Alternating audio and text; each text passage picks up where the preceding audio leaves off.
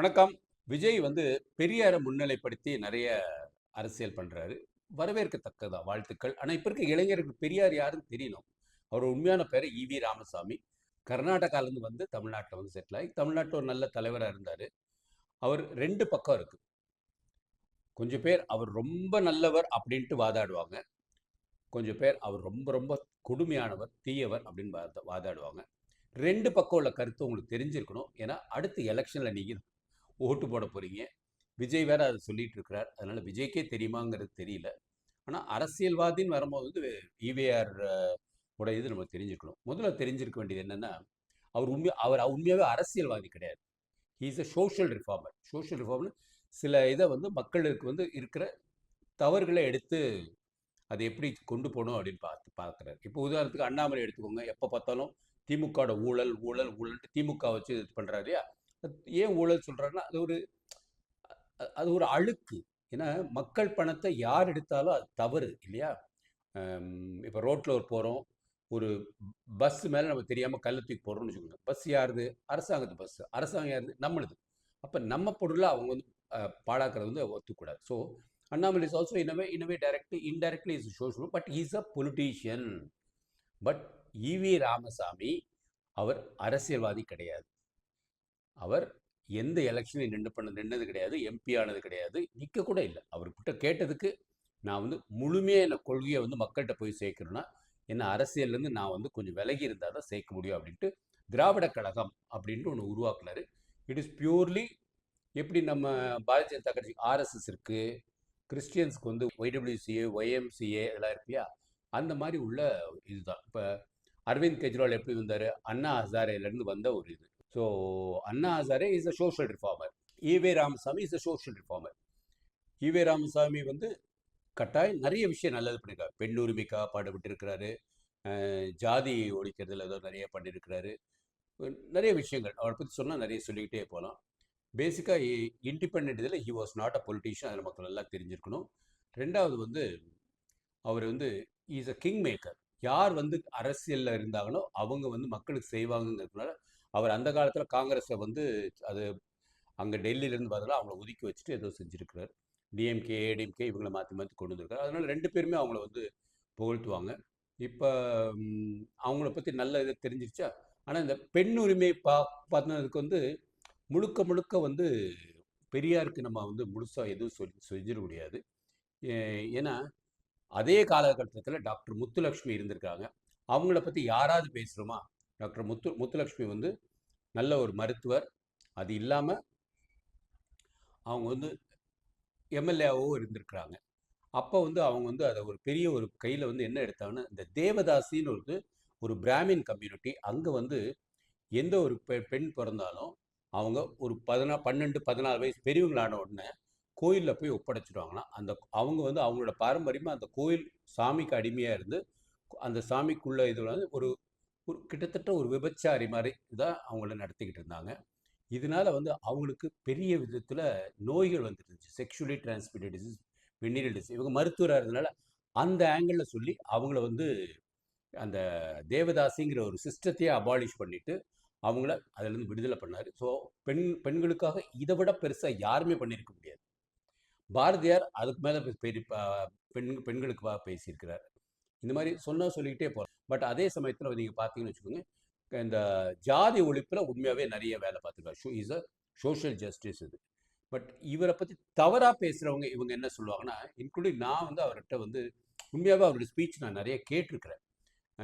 எங்கள் அப்பா வந்து அப்போ அந்த காலத்தில் வந்து ஒரு இடத்துல போய் இந்த காஸ்டிங்ஸ்ன்னு சொல்லுவாங்க. இந்த எக்கனாமிக்ஸ் எடுப்பாங்க. அப்போ வந்து ஐசிடபிள்யூ ஏதோ ஒன்று மறந்து போச்சு. அந்த இதில் போய் கிளாஸ் எடுப்பாங்க. அப்போ நம்ம வெளியில் இந்த மீட்டிங் நடந்துகிட்ருக்கோம். நான் அப்பாக்காக நான் சைக்கிளில் வச்சுட்டு வெயிட் பண்ணியிருப்பேன். அப்போ பார்த்தீங்கன்னா இந்த ஈவே ராமச்சந்திரன் அங்கே இருக்க என் நண்பர்கள் எல்லாமே ஒரு மாதிரி பிராமின் ஃப்ரெண்ட்ஸ் தான். அவங்களெல்லாம் போட்டு ரொம்ப அசிங்கமாக பேசுவார். அவ்வளோ அசிங்கமாக பேச மாட்டார். பேசுகிறதுக்காக பார்த்துருக்க விட இப்போ வந்து சீமான்லாம் ஒன்றுமே கிடையாது. சாட்டை சவுக்கு சங்கர்லாம் ஒன்றுமே கிடையாது. அவங்களாம் வந்து கம்ப்ளீட்லி வந்து ஜனநாயகத்துக்கு உட்பட்டதான் பேசுகிறாங்கன்னு தோணும். பெரியார் ஸ்பீச்சை கேட்டிங்கன்னா இந்த பிராமின்ஸை அவ்வளோ அசிங்கமாக பேசியிருக்கிறாரு. ஏன்னா அவருக்கு கடவுள் நம்பிக்கை மேலே சுத்தமாக கிடையாது. கடவுள் நம்பிக்கை மேலே நம்பிக்கை இருக்கிறதோட இந்துக்கள் மேல உள்ள இந்து கடவுள் மேல நம்பிக்கை கிடையாது. ஏன்னா அவர் கிறிஸ்தவர், முஸ்லீம்ஸ் வந்து எந்த ஒரு வார்த்தையும் பேசினது கிடையாது. ஏதோ ஒரு காலகட்டத்தில் வந்து இது நம்ம பிள்ளையார் சிலையை போட்டு உடைச்சிருக்கிறாரு. இதெல்லாம் வந்து அப்ப இருக்கிற வந்து திமுக அரசாங்கம், அப்ப இருக்கிற அரசாங்கம் வந்து அது வந்து அவருக்கு வந்து ஒரு பாதுகாப்பு கொடுத்துருக்கு. உதாரணத்துக்கு நிறைய பேருக்கு வந்து எல்டிடியில் பிரபாகரன் வந்து நிறைய பேருக்கு பிடிக்காது. ஏன்னா ரொம்ப ஒரு நம்ம ராஜீவ்காந்தி முதற்கொண்டு நம்மளோட பிரதமர் முதற்கொண்டு தமிழ்நாட்டில் கொண்டதுனால தமிழ்நாட்டுக்கே அது பெரிய அவமானமாக போச்சு. அந்த மாதிரி யாரை கொன்னு பண்ணுற ஒரு சமுதாயம் கிடையாது. அது மாதிரி யாரையும் வந்து ஒரு ரொம்ப அவ்வளோ தூரத்துக்கு கீழ்த்தரமாக போய் பண்ணுறது இல்லை. அதுவும் வந்து இவருக்கு எங்கன்னா இந்த பிராமின்ஸை மாத்திரம் எடுத்தார். சாமியை வழிபடுறோம் யார் பிராமின்ஸ் மாத்திரமா?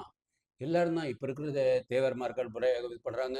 நாடார் சமுதாயம் எந்த சமுதாயம் எடுத்தாலும் பண்ணிக்கிறாங்க. ஏன் விட்டுங்க விடுங்க. துர்கா ஸ்டாலினே வந்து சாமியை தான் வழிபடுறாங்க. ஸோ அந்த மாதிரி வந்து அந்த ஒரு லெவலுக்கு கொண்டு போகிறான்னு தெரியல. இன்னொரு அவர் தான் இந்த திராவிடம்ங்கிறதுல வந்து ரொம்ப ஒரு தீவிரமாக இருந்தார். 1947 சுதந்திரம் கிடைச்சப்ப அந்த நாளை வந்து தமிழ்நாட்டுக்கு வந்து ஒரு கருப்பு தினமாக அறிவிச்சார் அவர். நம்ம வந்து ரொம்ப இனிமேல் கஷ்டப்பட போகிறோம் அப்படின்னு மாதிரி ஏதோ சொன்னார். திராவிடம்னு அவர் சொன்னது எதுன்னா தமிழ்நாடு, கேரளா, கன்னடா, ஆந்திரா. இப்போ திராவிடம் யார் இருக்கா? தமிழ்நாடுனா தமிழ்நாடு மட்டும்தான் இருக்குது. தமிழ்நாட்டில் எங்கே திராவிடம் இருக்குது? திராவிடம் வந்து ரொம்ப வந்து அதை பற்றி யாரும் பேசுறது கூட கிடையாது. அது சோஷியல் ஜஸ்டிஸ் பண்ணுறது தப்பு கிடையாது. பட் அதோடு சேர்ந்து சயின்டிஃபிக் கரப்ஷன். உதாரணத்துக்கு 1000 பேருக்கு டிவி கொடுக்கணும்னு வச்சுக்கோங்க. ஒரு பஞ்சாயத்து இருக்குது. அந்த 1000 பேர் டிவியோ அவங்களுக்கு போய் சேராது. அந்த 1000 டிவியை கொள்முதல் பண்ணுறதுலையே ஒரு பித்தலாட்டம் இருக்கும். அதை அப்புறம் டிஸ்ட்ரிபியூட் பண்ணுறதுல ஒரு 800 டிவி தான் போய் சொல்லி 200 டிவி இவங்கக்குள்ள அபேஸ் ஆயிரும். இந்த 1000 டிவி எங்கிறது காசு வருது? மக்களோட வரி பணம். உங்கள் பணம், என் பணம், எல்லார் பணமும் தான். இது மாதிரி 50 ஆண்டுகளாக இந்த சோஷியல் ஜஸ்டிஸுங்கிற பேரில் சயின்டிஃபிக் கரப்ஷன் தான் ஓடி இருக்கு. ஸோ பெரியாரை உண்மையாகவே திமுக வந்து ஃபாலோ பண்ணதே கிடையாது. அவரை ஒரு தேவைக்காக யூஸ் பண்ணிக்கிட்டு பெரியார் சொல்லுவாங்க. இப்போ வந்து நம்ம விஜய் அதை எடுத்து சொல்கிறது, விஜய்க்கு இதெல்லாம் உண்மையாகவே தெரியுமா? இல்லை அவங்க அப்பா சந்திரசேகர் இதெல்லாம் அவர் சொல்லியிருப்பாரா? இதெல்லாம் தெரிஞ்சுதான் செய்கிறாரா? இல்லாட்டி சும்மா ஒரு அரசியல் லாபத்துக்காக செய்கிறாரா? அப்படிங்கிற நமக்கு தெரியல. அதே சமயத்தில் நிறைய தவறுகள் செய்கிறார். நிறைய பேர் மனசை புண்படுத்தியிருக்கிறார். ரொம்ப எக்ஸ்ட்ரீம் புண்படுத்தியிருக்கிறார். அதனால் நம்ம வந்து நிறைய பிராமின்ஸ் வந்து இந்தியா தமிழ்நாடை விட்டு வெளியில் ஏறி போனதுக்கே வந்து ஈவே ராமசாமி தான். இங்கே இருந்தால் நமக்கு ஒன்றுமே கிடைக்காதடா, நம்மளோட வாழ்க்கையே ரொம்ப மோசம், சாமி கும்பிட்றது கூட நம்மளால் முடியலடா அப்படின்னு நிறைய பேர் வெளில போயிருக்காங்க. பட் இப்போ எல்லாம் கொஞ்சம் கொஞ்சமாக அமைதியாக செட்டில் ஆகிட்டு இருக்காங்க. இருந்தாலும் பிராமின்ஸ் வந்து அவங்ககிட்ட ஒரு நல்ல பழக்கம் என்னென்னா எல்லாரையும் மன்னிச்சிருவாங்க. இப்போ சில பாதிரியார்கள் பார்க்கும்போது அப்படியே சாஃப்டாக இருப்பாங்களே, அவங்க ரொம்ப பெருசாக அவங்கள போய் திட்டினா கூட அவங்க பெருசாக எடுத்துக்க வேண்டாம். அது மாதிரி ஆல்மோஸ்ட் எல்லா பிராமின்ஸுமே அவ்வளோ ரொம்ப ஒன்றும் இது பண்ண மாட்டேன். ஹெச் ராஜா மாதிரி எல்லாரும் வந்து சத்தம் போட்டு இருப்பாங்கன்னு நினைக்கிறீங்க? ஹெச் ராஜா ஏன் சத்தம் போடுறான்னா, கோயிலில் போய் திருடுறானுங்க, கோயிலில் போய் மக்கள் பணத்தை திருடுறானுங்க, கோயில் சொத்துக்கள் எல்லாம் அழிக்கிறானுங்க. இதெல்லாம் உண்மை. உங்கள் ஊர் பக்கத்தில் இருக்கிற நீங்கள் நம்ம கோயிலில் பார்த்தீங்கன்னா நம்மளோட சொத்தை பார்த்தீங்கன்னு வச்சுக்கோங்க, ஒரு 29,000 கோயில் நமக்கு சேர்ந்தது. அது வந்து அதோட சொத்துக்கள் வச்சாலே தமிழ்நாடு வந்து எங்கேயோ பெரிய லெவலில் பணக்காரங்களாக இருப்போம் நம்ம. நீங்கள் உண்மையாகவே ஈவே ராமசாமி பற்றி எனக்கு தெரியாத கருத்துக்கள், நான் போடாத கருத்துக்கள் இருந்தால் தயவு செய்து போடுங்க. அப்போ தான் இளைஞர்கள் அதை பார்த்துப்பாங்க, புரிஞ்சுப்பாங்க, அரசியல்னா என்னன்னு தெரிஞ்சுப்பாங்க. நம்மளோட தமிழ்நாடு வந்து அடுத்த லெவலுக்கு நம்ம போகணும். நம்ம இன்னும் ஜப்பான் மாதிரி, இல்லை சிங்கப்பூர் மாதிரி, லண்டன் மாதிரி ஒரு நல்ல ஒரு பெரிய ஒரு எதிர்காலம் நமக்காக காத்துட்ருக்கு. அந்த லெவலுக்கு நம்ம வளரணும்னா அரசியலை முழுமை தெரிஞ்சுக்கணும். இளைஞர்கள் தான் கட்டாயம் தெரிஞ்சிருக்கணும். வாழ்க பாரதம், வளர்க இளைஞர் சமுதாயம், ஒளிரட்டும் தமிழகம்.